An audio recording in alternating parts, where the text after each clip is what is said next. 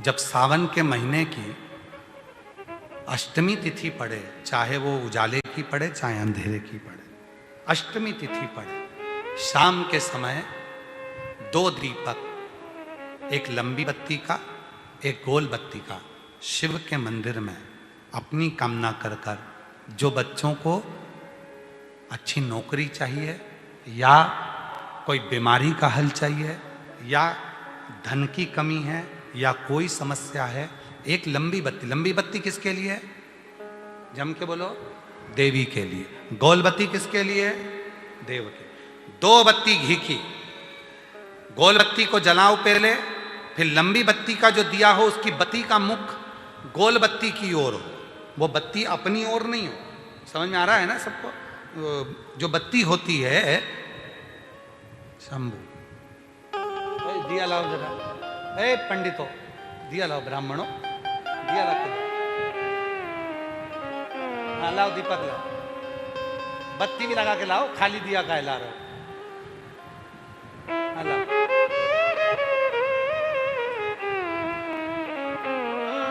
अरे जला के ना लाओ, ऐसे ही आओ।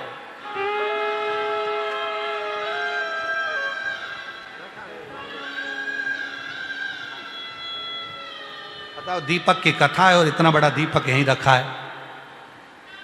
अच्छा, भोलेनाथ जी को भी मालूम है आज ये वाली कथा बाचेगा जब ये दिया आ गया हो। ये जो बत्ती का मुख है, देखो ये दिया, ये लंबी बत्ती, ये गोल बत्ती, तो ये जो गोल बत्ती है आपने यहां जलाई, और ये लंबी बत्ती जो है ना, इसका मुख गोल बत्ती की ओर। 64 योगनियां, 8 सिद्धि, 9 निधि, 9 देवियां, सारी विद्या, शिव जी की जो गोल बत्ती है, शंकर क्या है? ज्योतिर्लिंग, ज्योतिर्स्वरूप। माँ दुर्गा क्या है? ज्योति स्वरूपा। क्या कहते हैं? ज्वाला महारानी की। ये ज्योति के रूप में जब हम गोल बत्ती के सामने अष्टमी के दिन प्रदोष के समय पर लंबी बत्ती का दीपक, पहले गोल बत्ती का दिया जलाया, फिर ये लंबी बत्ती का मुख उधर की ओर कर कर दीपक को जब हम प्रज्वलित करते हैं और अपनी जो कामना दोनों दीपक के सम्मुख में करते हैं, वो कामना पूर्ण होकर ही रहती है। पर करना क्या है? दोनों अष्टमी है। सावन के महीने में जो उजाले पक्ष की अष्टमी आएगी उस पर भी करना है, और जो अंधेरे पक्ष की आएगी उस पर भी करना है। बड़ी सुंदर दीप बनाया है, जोरदार ताली बजाओ जिसने बनाया।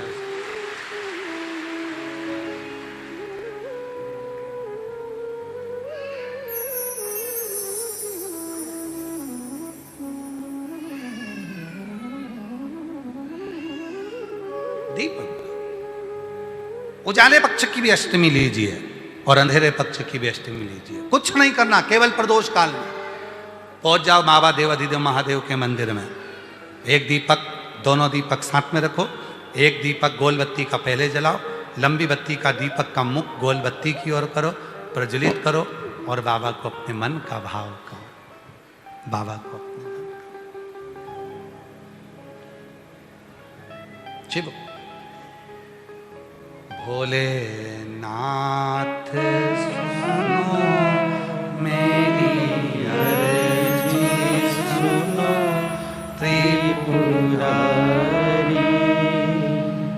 आया आया मैं शरण तुम्हारी। बोलो बोलो बोलो, भोलेनाथ सुनो मेरी अर्जी सुनो, त्रिपुरारी आया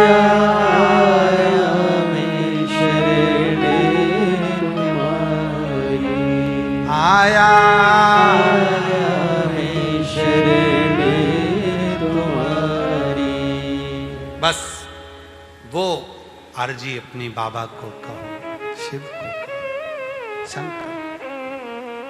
रोग कष्टों ने मुझको घेरा, हे सहारा मुझे नाथ तेरा। रोग कष्टों ने मुझ सहारा मुझे नाथ तेरा।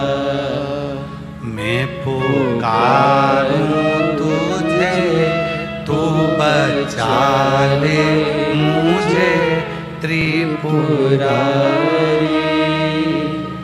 आया मैं शरण तुम्हारी। भोलेनाथ सुनो मेरी अर्ज सुनो त्रिपुरारी। आया मैं शरण तुम्हारी। आया मैं शरण तुम्हारी। उससे विनय करो।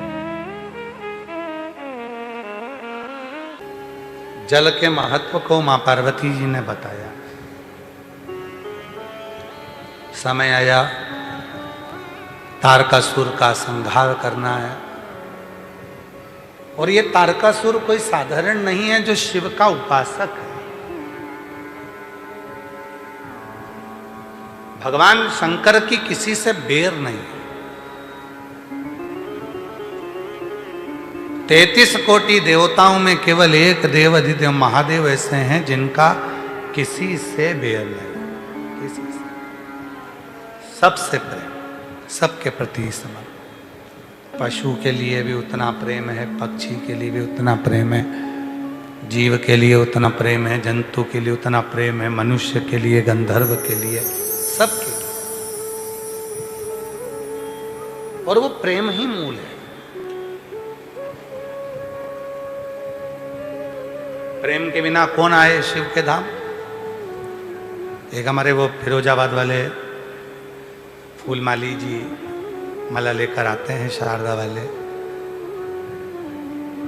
शुरू से कहीं पर भी कथा होती है माला लेकर पहुंचते हैं। बहुत काम कुछ नहीं था, बाबा के यहाँ आकर एक माला लाकर चढ़ाई थी।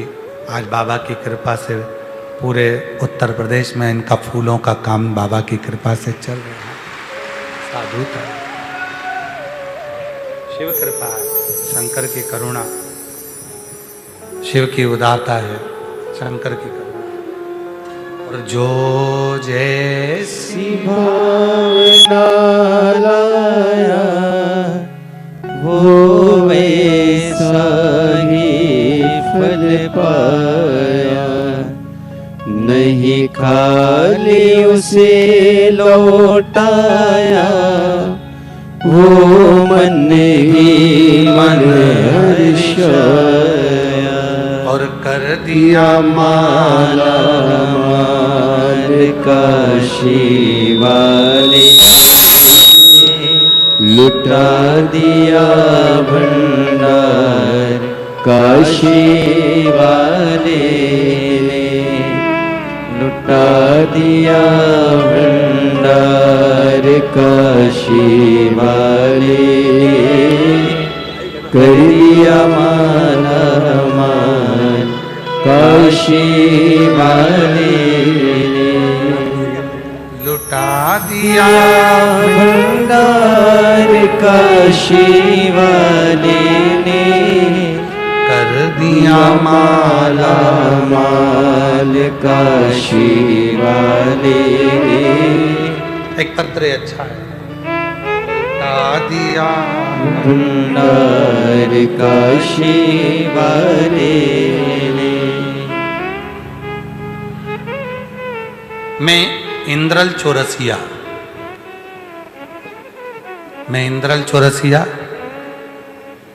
पत्नी श्रीमती,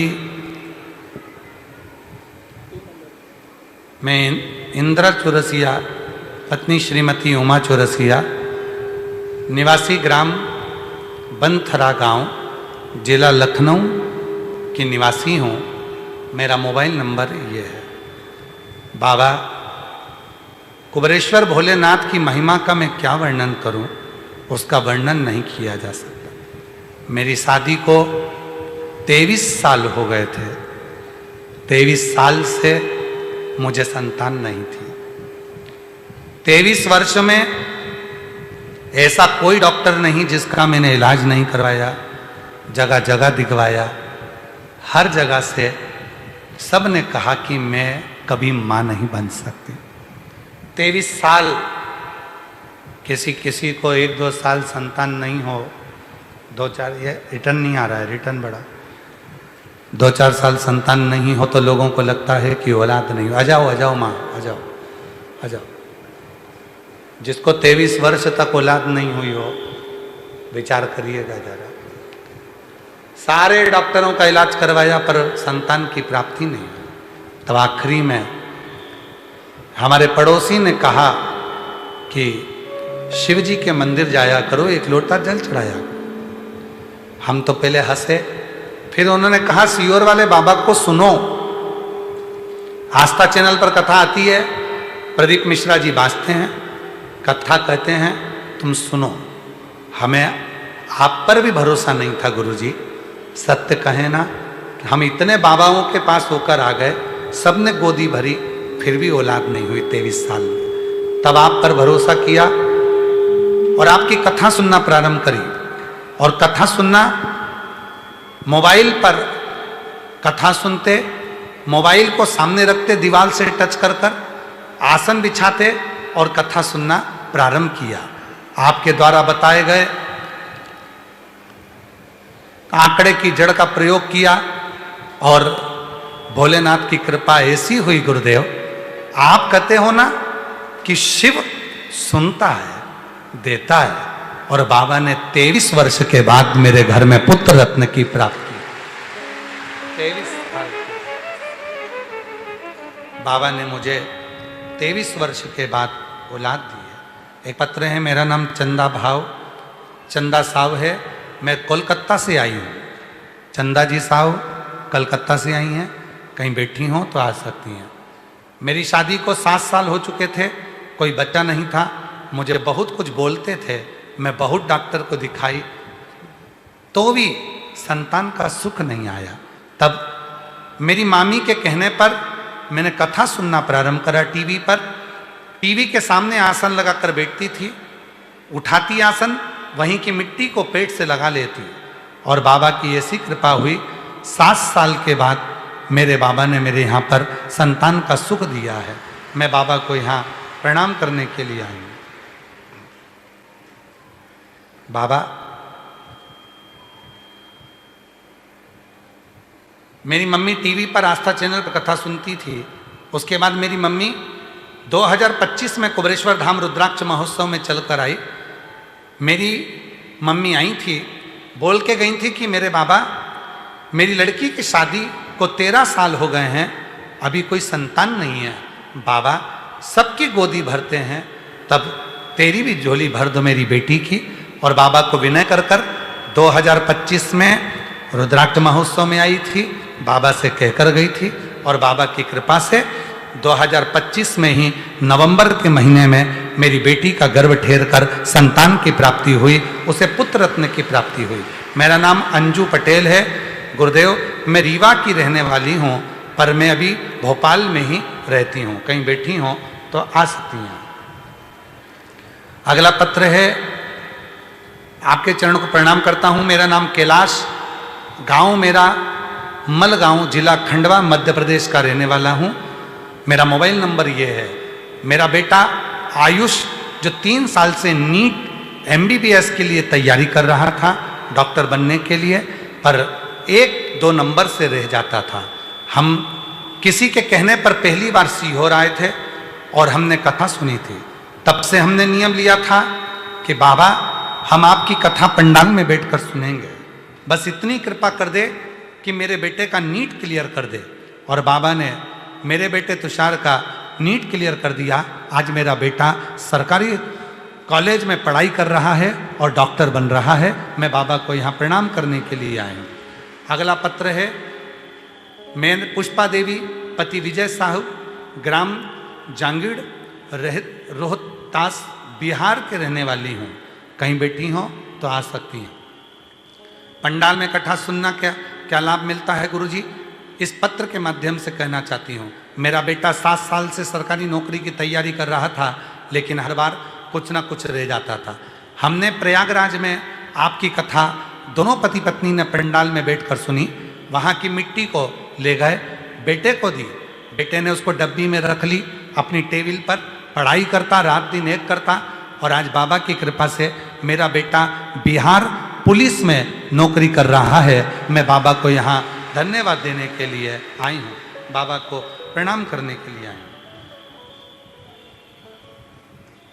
मेरा नाम मनीषा, मेरे पति का नाम हेमंत जांगीड़ है। हम नागौर राजस्थान की निवासी हैं। मेरी शादी को 7 साल हो गए थे। मुझे संतान का सुख नहीं था। मैंने बहुत डॉक्टरों का इलाज करवाया पर कोई फायदा नहीं हुआ। फिर मैंने टीवी पर आपकी कथा सुनी और मेरे बाबा से प्रार्थना करी। बाबा की कृपा से 7 साल के बाद मेरे घर में पुत्र रत्न की प्राप्ति हुई है। एक बार जोरदार ताली बजाएं।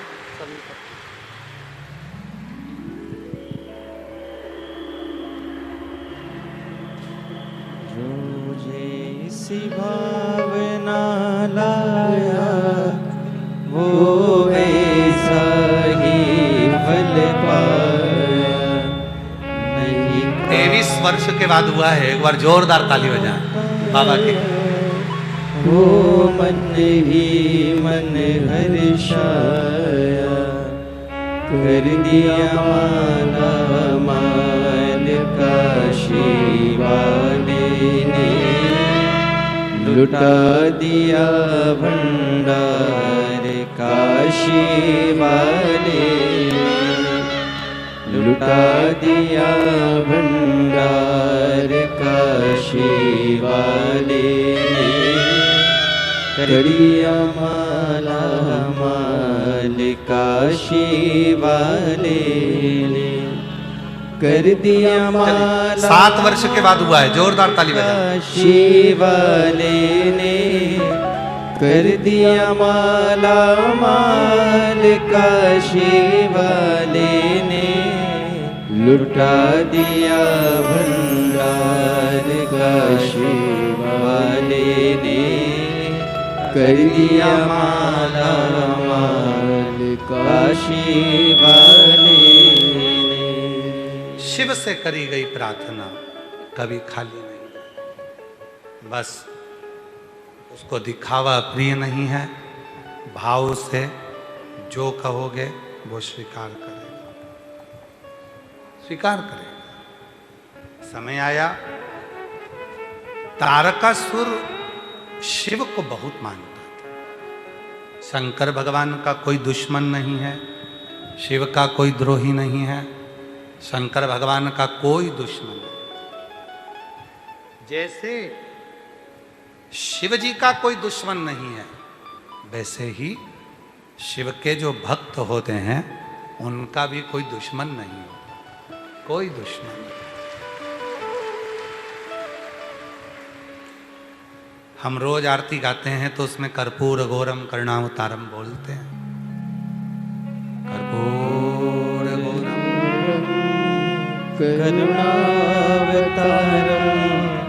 संसार सारम भुजगेन्द्रहारम सदा वसंतम हृदयारविंदे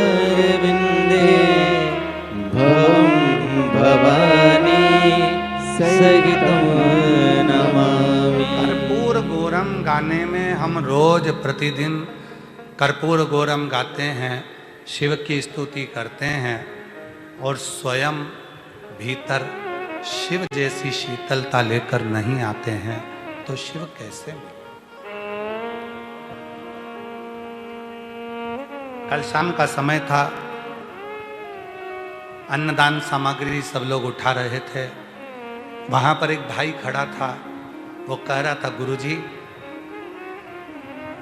धनवान बनने का कोई उपाय बता दो मुझको।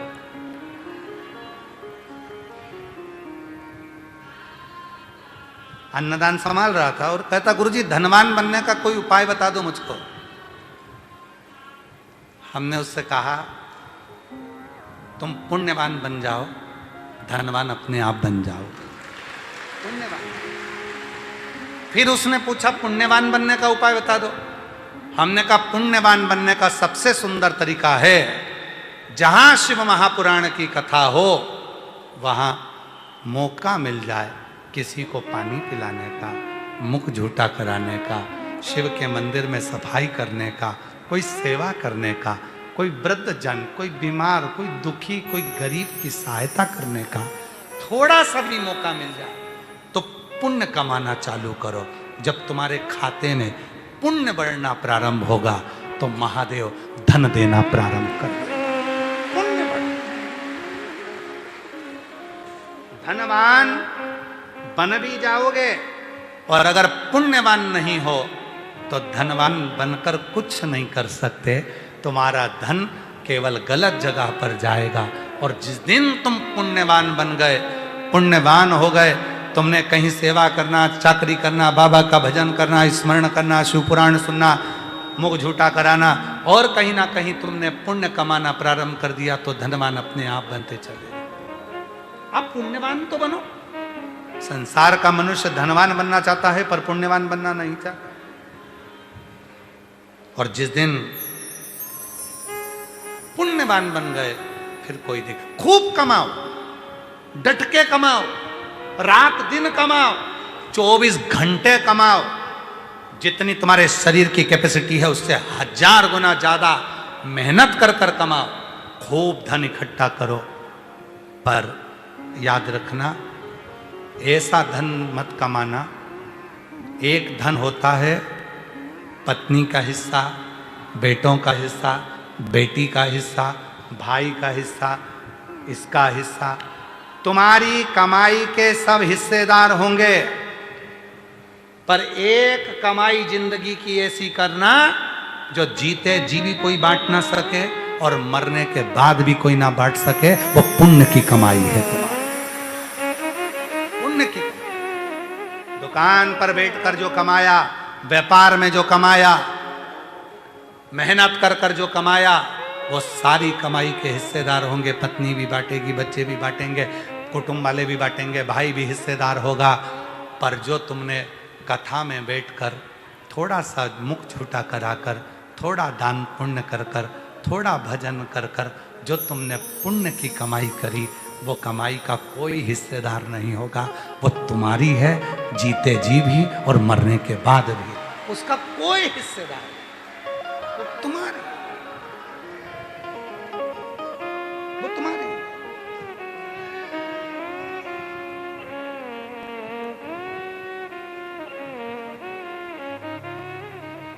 उसका हिस्सेदार कोई नहीं है।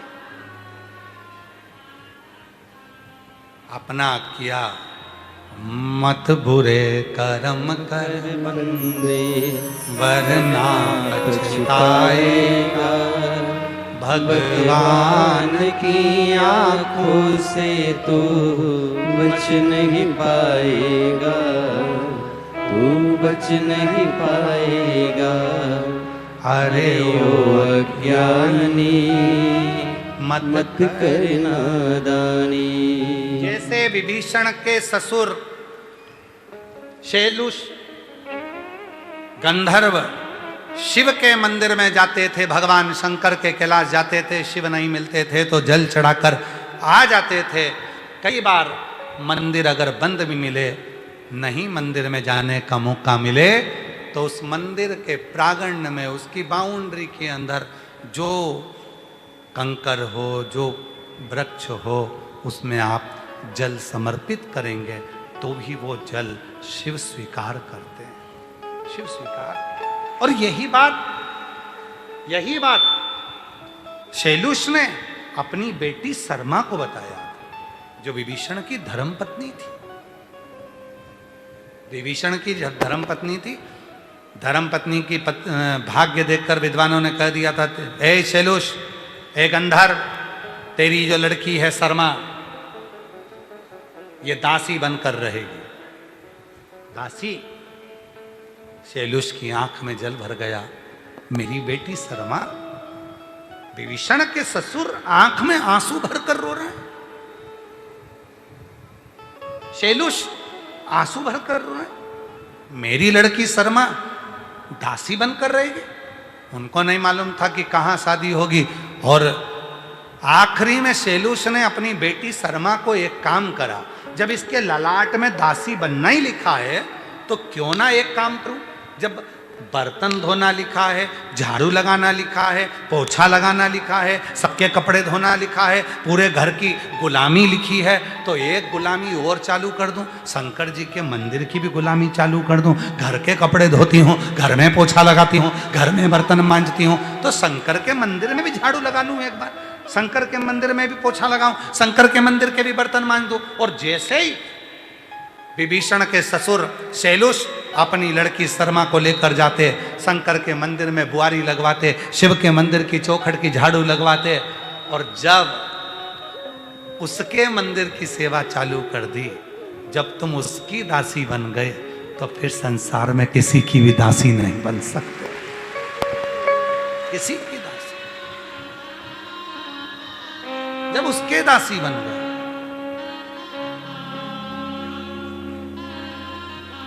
बेटे का बिहार पुलिस में सिलेक्शन हुआ, एक बार जोरदार था।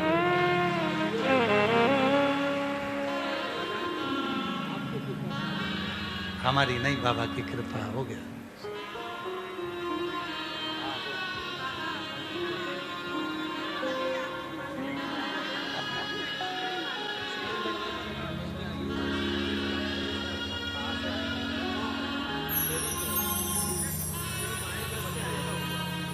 आपके बेटे का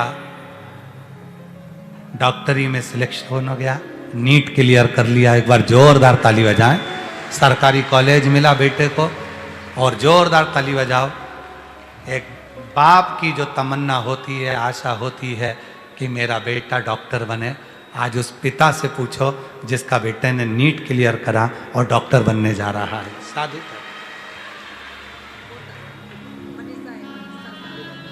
आपके यहाँ पोता हुआ है 7 साल के बाद, एक बार जोरदार ताली बजाकर।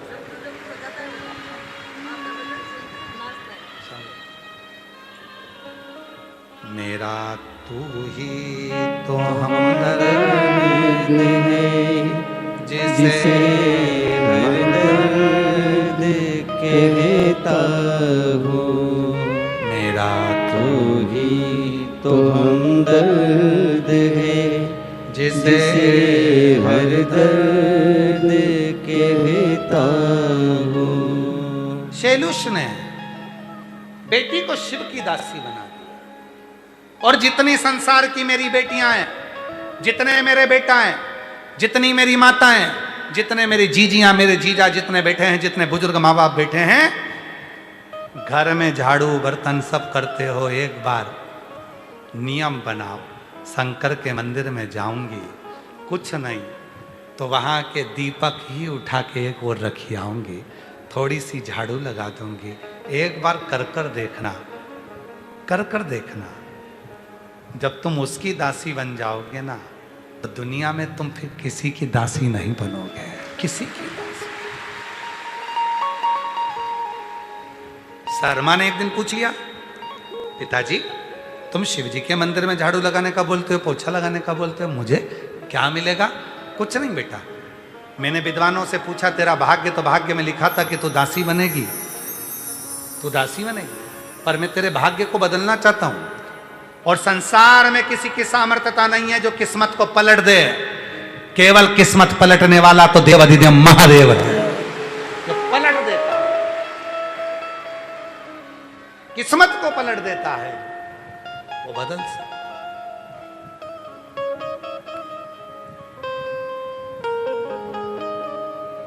शर्मा सेवा करी, विभीषण के साथ शादी हो गई, विभीषण को धुतकारा रावण ने। शर्मा ने कह दिया तुम चिंता मत करो, राम की शरण चलो। वो राम शिव की शरण जाते हैं, राम शंकर के, शंकर राम के, हम भी चलते हैं राम की शरण में, शिव कृपा करेंगे। जो राम की शरण में गए, वो शर्मा विभीषण की पत्नी दासी तो नहीं बनी, पर रावण के जाने के बाद लंका की महारानी बन गई।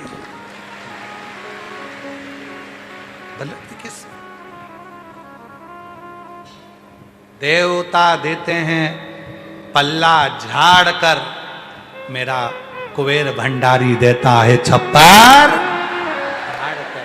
वो थोड़ा नहीं देता, थोड़े में तो देता ही नहीं। दुनिया के आगे प्रभु चुपचाप मेरे तो, दुनिया के आगे प्रभु चुपचाप मेरे ताहो। मेरा तू ही तो हमदर्द है, जिसे हर दर्द कहता हूँ। मेरा तू ही तो हमदर्द है, जिसे हर दर्द कहता हूँ। श्री शिवाय नमस्तुभ्यं, श्री शिवाय नमस्तुभ्यं, श्री शिवाय नमस्तुभ्यं, श्री शिवाय नमस्तुभ्यं, श्री शिवाय नमस्तुभ्यं, श्री शिवाय नमस्तुभ्यं, श्री शिवाय नमस्तुभ्यं, श्री शिवाय नमस्तुभ्यं।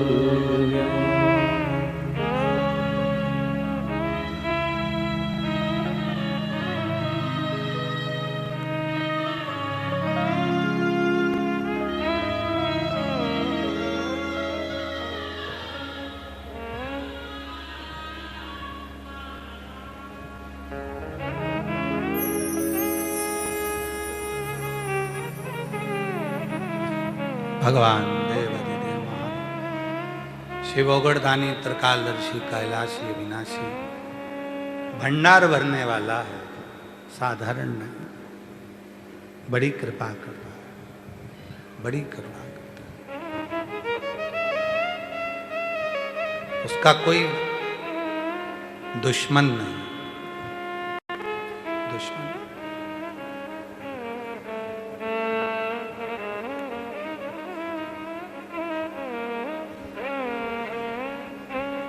एक बार किसी ने हमसे पूछा था, आपको किसी से खतरा है, आपका कोई दुश्मन है? हमने कहा हमें अपने आप से ही खतरा है। दूसरे से क्या? वो क्या कहते हो रे, हमें तो अपनों ने लूटा, गैरों में कहाँ दम था, कश्ती मेरी वहां डूबी जहां। स्वयं को स्वयं से खतरा होना चाहिए। ये मन बहुत चंचल है, भटक ना जाए, गलत जगह ना चले जाए, गलत विचार में ना पड़ जाए। कोई गाली देगा, उसको पलट कर हम गाली ना दे दें। कोई गलत बोलेगा, उसको हम गलत ना बोल दें। कोई गलत विचार रखेगा, अपने विचार ना बिगाड़ लें।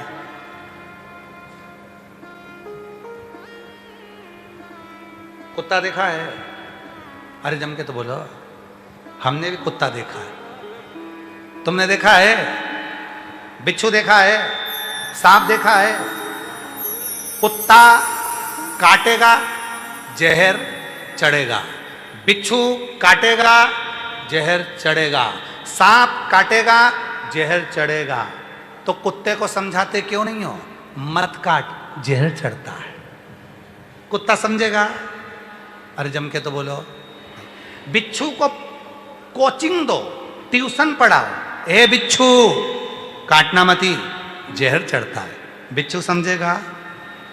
बोलते जाओ, बोलते जाओ। सांप को कोचिंग दो, सांप को समझाओ, काटना मती दादा, तू काटता है लोग निपट जाते हैं। निवेदन है, तू काटना मती, जहर चढ़ेगा। सांप डसना बंद करेगा, जम के बोलो नहीं। कुत्ता काटना बंद करेगा नहीं। बिच्छू डंक मारना बंद करेगा नहीं। तो फिर करें क्या? सीधी बात है, कुत्ते को समझाना बंद करो, बिच्छू को समझाना बंद करो, सांप को समझाना बंद करो, अपन उनसे दूर हो जाओ। इससे बढ़कर और क्या हो सकता है?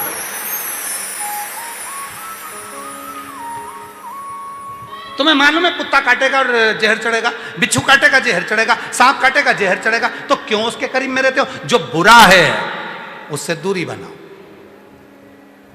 गलत बोलने वाला है उससे दूरी बनाओ। आप दूर हो जाओगे, काटेगा ही नहीं। सृष्टि कुत्ता देखा हमने, तुमने देखा कि नहीं देखा पर पता। बिच्छू देखा हमने, तुमने देखा कि नहीं देखा पता। दूरी। भगवान नारायण करें तारकासुर बेकार, तारकासुर ने ये कर दिया। ब्रह्मा जी बोले तारकासुर ने ये कर दिया। इंद्र करें तारकासुर ने ये कर दिया। आखिरी में एक दिन भगवान विष्णु ने तुरंत कह दिया लक्ष्मी जी से, हे लक्ष्मी तुम कहती हो तारकासुर ने ऐसा करा, पर तारकासुर जैसा शंकर का भजन करने वाला कोई दूसरा नहीं होगा। जिसने वर मांगा शिव के पुत्र के द्वारा मरूं, और षडानंद कार्तिकेय ने तारकासुर का संहार किया। वो तारकासुर साधारण नहीं है। उसके 3 पुत्र तारकाक्ष, विदुम्माली, कमलाक्षी, जिनके कारण भगवान शंकर का पशुपति नाम पड़ गया। बोल पशुपतिनाथ भगवान की। कितना सुंदर लिखा, 100 काम छोड़ो पहले स्नान करो, 1000 काम छोड़ो पहले भोजन करो,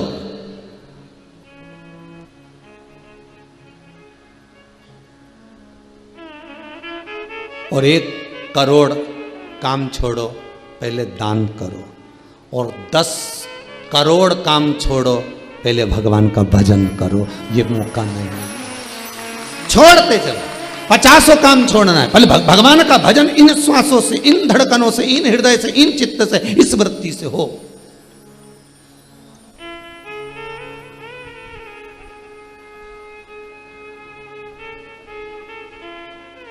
भगवान का नाम निकलता रहे चित्त वृत्ति से, मन से। ये नाम भगवान का हम जपते रहे।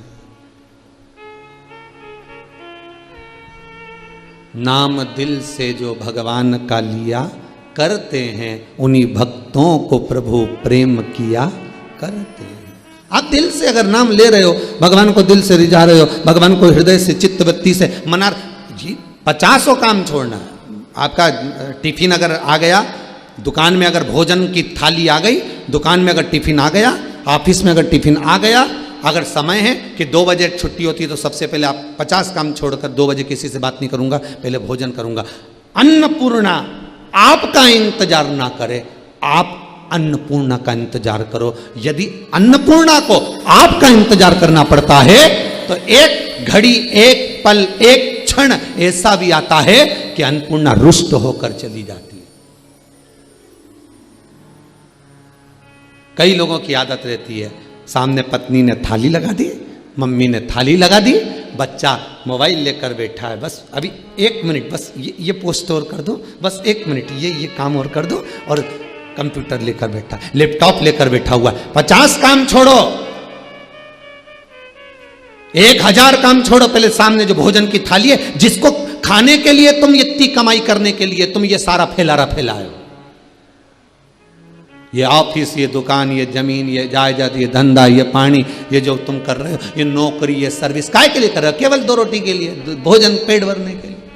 और उसको भी सामने लाकर रखी है, ठंडी हो रही है, और तुम लेकर लैपटॉप, मोबाइल सब बैठे हुए हो, और वो अन्नपूर्णा इंतजार कर रही है, तो उसमें आपको दोष लगता। कितनी सुंदर बात कही है। गर्ग संहिता के अंतर्गत वर्णन किया, जिस समय अन्नपूर्णा महारानी सम्मुख में हो, तो आपकी दृष्टि कहीं दूसरी जगह ना हो, उस अन्नपूर्णा पर होना चाहिए। उस अन्नपूर्णा, उस भोजन की थाली पर हो।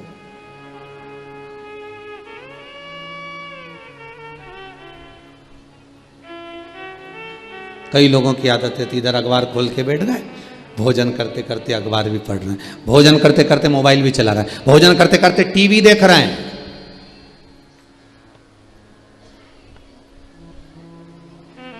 कई माताओं की आदत है, रसोई घर में से भोजन लेके आई, टीवी के सामने नाटक आ रहा था, लेके बैठ गई खाने। अब रुचि आएगी क्या? अरे 2 रोटी के लिए तरस रहे हैं दुनिया के लोग, और वो 2 रोटी तुम्हारी थाली में पड़ी है, और उस अन्नपूर्णा का तुम अपमान कर कर उस टीवी पर ध्यान देकर उसका सम्मान कर रहे हो।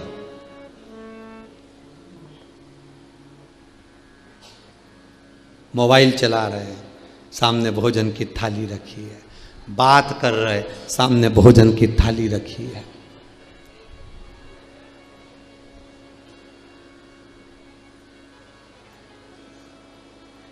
कुबेरेश्वर धाम में अभी तो खेल लॉकडाउन चल रहा है, परमिशन नहीं, पर जब भी संपूर्ण विश्व जब कोरोना महामारी से बाहर निकल जाए, तब जब आप कुबेरेश्वर धाम आए, सीता रसोई में जाकर, अन्नपूर्णा रसोई में जाकर जब आप भोजन करेंगे, तो वहाँ पर जो भोजन बनाने वाले भंडारी हैं, अगर आप चिल्ला कर बात कर रहे होंगे या मोबाइल पर बात कर रहे होंगे भोजन करते समय, तो वो आपको चिल्ला देंगे, आवाज़ लगा देंगे, मोबाइल बंद करिए, भोजन कर रहे हो ना। इस कुबेरेश्वर धाम में जो 21-21 हजार रुपए आपने जमा करे हैं, आप आजीवन भोजन भंडारे के सदस्य बने हो।